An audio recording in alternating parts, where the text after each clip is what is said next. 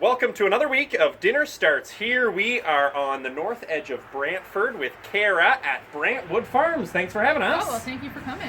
Now you are looking across the road like it's the city of Brantford. Right there. We are kind of farmland of Brantford. That's right. Here at the storefront you've got. It's pretty early to be growing things outside, but one thing does grow well this time of year. We've got asparagus now. Asparagus. We'll head to the field and see what it looks like. Yeah, let's go check it out. All right, Kara, we're out in the field here with the asparagus. Looks like it's growing. Is it growing fast? It's not growing too fast just yet. It is growing. It's probably taking about 3 days to get a stalk this tall. Once we get going, once we have a little bit more sunshine, we should be able to get about 25 centimeters of growth within a 24-hour period, but it's growing and it tastes pretty good. So now, because this is a crop that, it's that first, when you see it in the grocery store, at least when I do, that Ontario asparagus, spring is finally here. So it must not mind the cold too much. When does it get started? Usually towards the beginning of May, sometimes early or late April. We had it late April this year, but early May is typical, and then you have about a 6 to 8 week season where you're harvesting anywhere from every day to twice a day sometimes. Oh, really? When it's sunny and warm, it's growing very fast. Sunny and very warm, sometimes we're going through twice a day to pick it all. Yeah. So now, as we chat here, the pickers are back in the field, which we'll show a little bit later. But maybe you can give me an idea in terms of some of this asparagus. Is this asparagus ready to be picked? Yeah. So one of these guys right here, that's nice and tall. So you just snap it off at the bottom. That's ready to go. So we'll take. And that's crunchy. I could hear that crunch. It is. So when you're prepping asparagus, it'll have a point where it'll just snap off, and what remains is what you're gonna cook up or eat raw if suits your fancy. So it's pretty easy that way.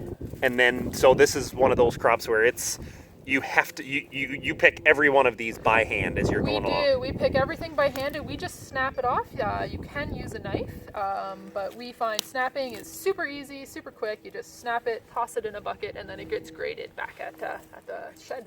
Now, for this asparagus here, it's not like you just planted it this spring. What does it take to plant asparagus? So you're planting an asparagus crown, and then it has a long string of roots that you plant about 15 to 20 centimeters under the ground. You'll leave it for a year and you'll get your first harvest the following year.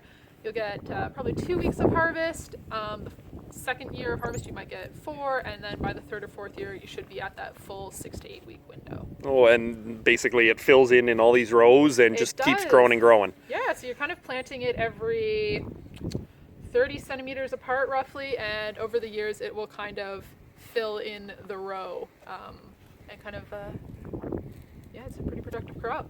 And then how long does it last for? It can last for up to 20 years. That's a pretty good crop to do. So it's convenient, so you don't have to plant all the time. Picking's a little labor intensive, but now here's one thing, because asparagus is really good this time of year. Yes. But I can't find asparagus in July. Does it just stop growing, or what happens? So once it gets really hot, the asparagus grows really, really quickly, and you might see it about waist high, and it just gets very thin, and it gets a sort of a woody texture, and it's starting to go to seed. So at that point, we stop harvesting it just because the quality isn't where we would like it. It just doesn't taste quite as good. Really? So asparagus will, if I wanted a 2-foot high asparagus, I could get it. It just would taste not enjoyable. enjoyable. The best, but yeah, it will grow that high. If you came back in mid-July, you'd probably see some really tall asparagus. Really? And then what do you do the rest of the year with it?